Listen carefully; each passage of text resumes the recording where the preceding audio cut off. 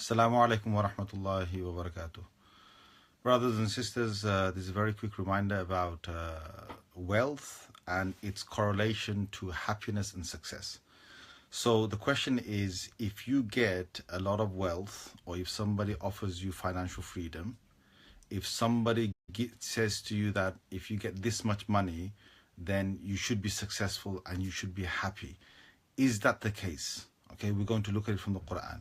Okay, the first and foremost thing is that nowhere in the Quran, anywhere, has Allah Azza wa Jal said that success is with having X amount of wealth. Nowhere in the Quran. In fact, the Quran has actually warned us again and again about wealth and the damage that it can do, because wealth has been identified as one of those things that can remove you from Allah Azza wa Jal, and it can divert you from the akhirah, from your real life. So wealth is something which, if you look at there's nothing wrong in earning wealth, but the Quran has reminded us we've got responsibilities when you got wealth. So, you've got to give your zakah, you've got to give your sadaqah, you've got to look after others, you've got to look after the yatim, you've got to look after, the Quran is always talking about giving away wealth.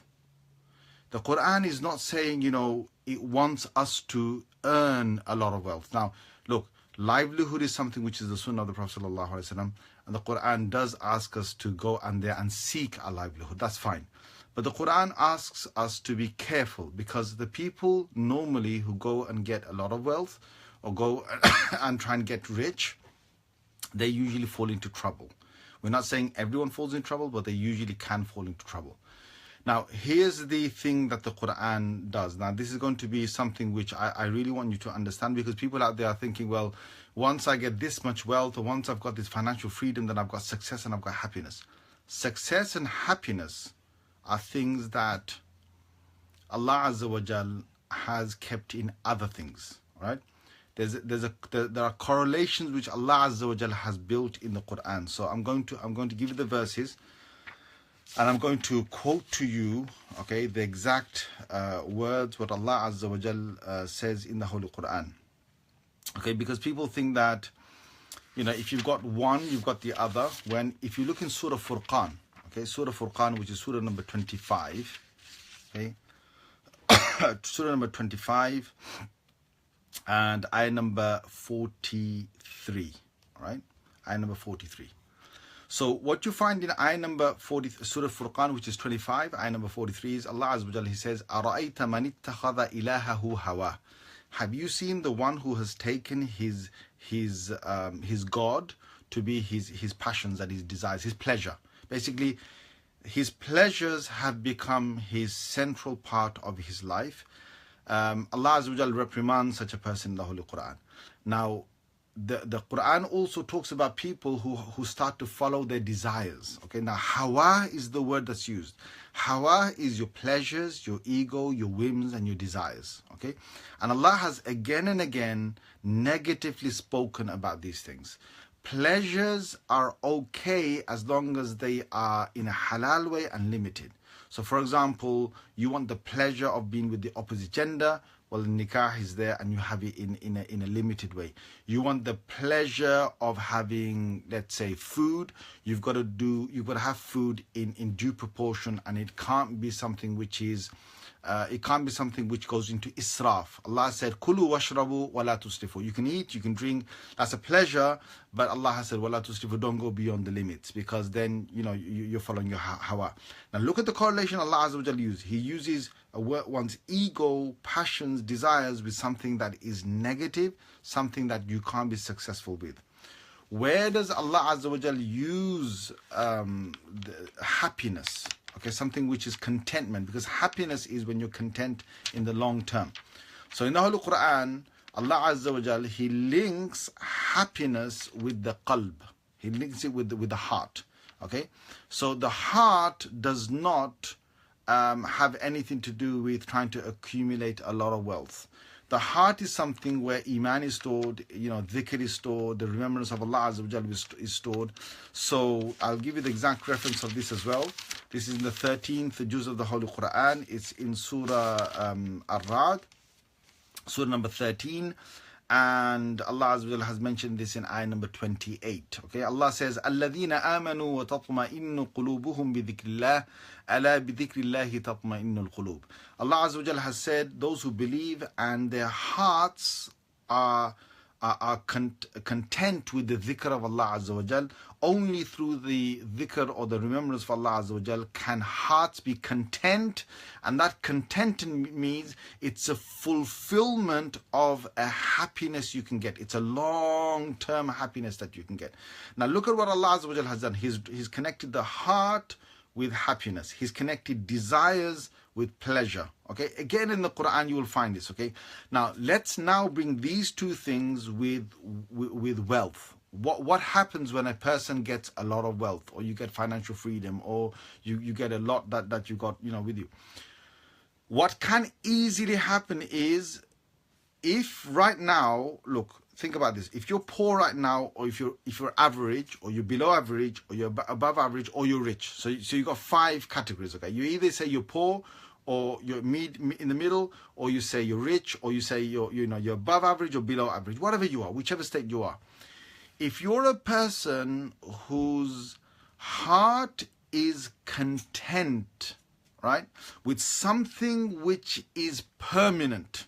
This is the key thing about this verse. It's really deep. Okay, Surah number 13, ayah number 28. Allah has said your heart can only be content with the remembrance of Allah. Why? Because Allah is the only being and the only thing ever that will last for eternity.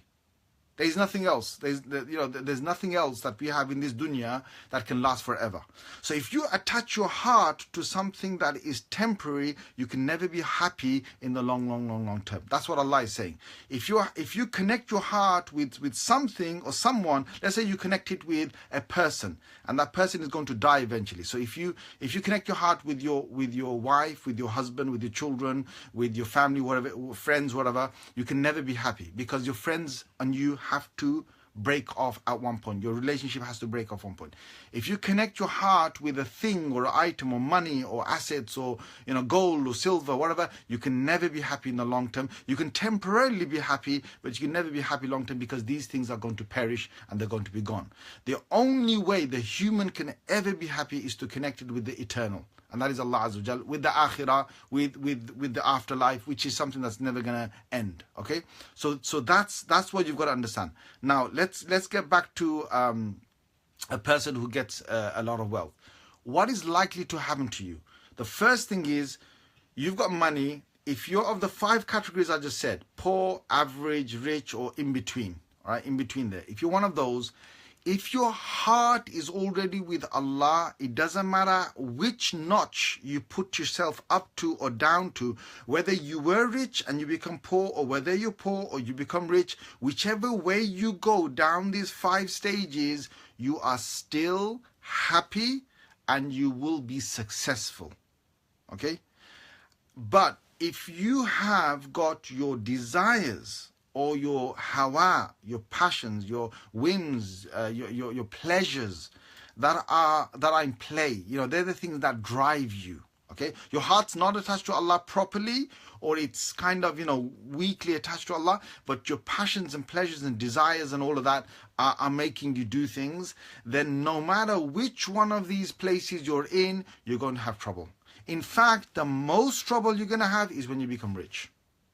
Think about it. When you're poor, you haven't got that much money to splash out onto your pleasures, onto your whims and desires. You haven't got enough money. So you're still in a bad state, because your pleasures and desires are always continuously, moving you forward. But what happens is that you're not going that much astray because you haven't got that much money. The moment you got money, like for example, let me give you an example. I know some brothers who've told me this themselves, okay? They never had money before. Suddenly they got a job, they got money, and they start to get some extra monies, and they would fly out to Morocco, okay, on a weekend, or they'll fly out to Dubai, and they'll go to a hotel, okay, for the weekend. So they'll fly out on a Friday night, they'll come back on a Sunday night, so they've got 2 days more or less out there, and they're back to work on a Monday morning, and what they'll do is they'll fulfill their carnal desires, their haram desires, they'll fulfill that on a 2-day trip. okay, have a smashing, whatever haram. I'm saying smashing according to them, not according to me, but they will have their own pleasurous smashing time, fulfill the carnal desires, commit the harams, okay, and you know what I'm talking about, going to hotels and seeing opposite genders and all that, and they will fulfill all that and they'll come back. Okay, why did they do that? Would they have done that if they never had the extra money? Most likely not, because you have to spend some monies to go out there and do it. Now that's just one example. I can give you tens and tens of examples of people who've spoken to me that, look, when you look at the people who are poor and can fulfill their desires, it's less in comparison to the people who are rich. So the key question here is, if somebody ever says to you that, come to this, this thing that I've got for you, and I'm going to make you be free of want and this and this and that, and I'm going to make you super rich, or make you rich at least, okay, is he going to make you, or is his whatever he's got going to make you successful or happy? Most likely not, if you haven't dealt with what's going on inside you. If your carnal desires, if your ego, if your pleasures are in play by exceeding Allah's limits already, when you get money, you are going to go beyond the limits. Yesterday, if you were basically doing a bit of like haram on, let's say, social media or searching on the internet, and you're looking at things with your eyes that are haram for you, then tomorrow you're going to go and hire the people in real person to fulfill those desires. If yesterday you were playing the lottery at £1 or playing the lottery at £10, tomorrow when you get money, okay, you're going to play real casino, poker, gambling. And guess what? Brothers have actually said this to me. There are brothers who are in contact with me, and they've said they need to stop this. They need to stop themselves because they've got money. They're rich. Mashallah. If you look at these brothers, mashallah, they're praying. They're successful in our eyes. Like mashallah, guy's got a house, guy's got this, guy's got cars, guy's got good company and whatever it is. Okay. I'm not going to give you any names or anything like that, but alhamdulillah, mashallah, I'm trying to help them get out of their problem that they're in. Okay. It is what it is, which is what's going on inside you. If inside you everything is now good, you've got taqwa, then yes, when you get more money, then inshallah you keep that taqwa and you go down, you keep on a taqwa route. It's not easy. Even people with taqwa can lose their ways from Allah Azza wa Jalla, and they can go astray. So what I've done in this very short reminder is, anyone comes to you and says to you they're going to give you financial freedom and you're going to be, you're going to be super, you know what they kind of tell you is once you got money, you can do what you like. Basically, you don't have to go through this rat race or go through this or that. You're free to choose what you want to do. But this is the problem. Freedom could be the problem with most people who haven't sorted their qalb out, who haven't sorted their heart out, whose passions and desires are free to do things. And another thing is that because a lot of these brothers or maybe sisters as well don't know the Sharia, they don't know what dangers they can get into. Like I'll tell you about sisters, okay? If a sister gets financial freedom, if she becomes more rich than her husband, okay, it could happen the other way around. And brothers have done this, sisters have done this, brothers. With that financial freedom, they could start, looking at the spouses, who are you? What are you? I've got more money. The attitude can come with it. Quran has spoken about that the people of wealth have had more of an attitude than the people who are poor. It's in the Quran. Look at the word mutraf. Look in the word, anywhere you find the word mutrafin, people who've been given an extended amount of wealth by Allah Azza wa Jal, they're the ones who have been the most critical of the prophets, and they made mockery of the prophets, and they've gone against the wahi and the revelations that have been brought down. So again, what you see in the Quran is that there's more risk of you going astray with money than without money. Okay.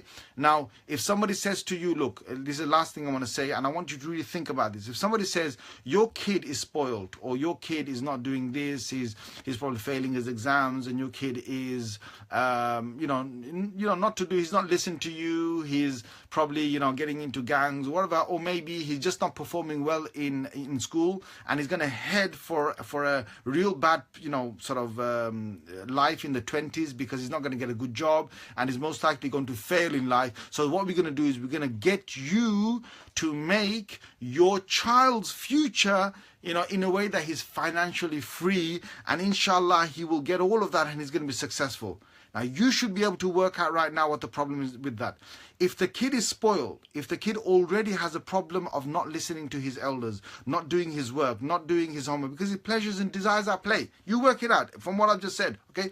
Qalb is not attached to akhirah, Allah, anything, okay? Desires and pleasure is attached to the dunya. That kid or the parents of that child, if they make something and they say, here son, look, you don't have to work anymore, you don't have to, do exams anymore. You don't have to go through what everybody else is going through. We're just going to give you, we're going to make you financial freedom. We're going to make you do this, whatever it is. And then after that, you're going to be really, rich, and you're going to have, a settled life. And, there are certain people, I don't know why they're doing this. They're making their children get into business in their teenagers. Why on earth would you want to do that without, look, the Sahaba radiallahu anhu ajma'in, the Quran and everything talks about, they worked on sabr, they worked on taqwa, they worked on tawakkul, okay, patience, you need that for life. You need tawakkul on Allah, depending on Allah Azza wa Jal. You need qana'a, which is contentment. You need itminan, for your qalb and for your heart. You need to have, these are the ingredients that the Sahaba gave their children. Radiallahu anhu ajma'in. You look at Rasulullah sallallahu alaihi wasallam and Sahaba. Did they say, okay, we're going to make our children financially free and make you mega rich? Because once you're mega rich, we're gonna basically make a difference to the whole world. They did not do that. In fact, the Quran said, "Jahidu bi amwalikum wa anfusikum." Again and again and again. Possibly, I don't know, maybe 50 or more than 50 times Allah said in the Holy Quran, "Jahidu bi amwalikum wa anfusikum." Sacrifice your wealth. Sacrifice your desires. Sacrifice yourselves for the sake of Allah. So that means give it away.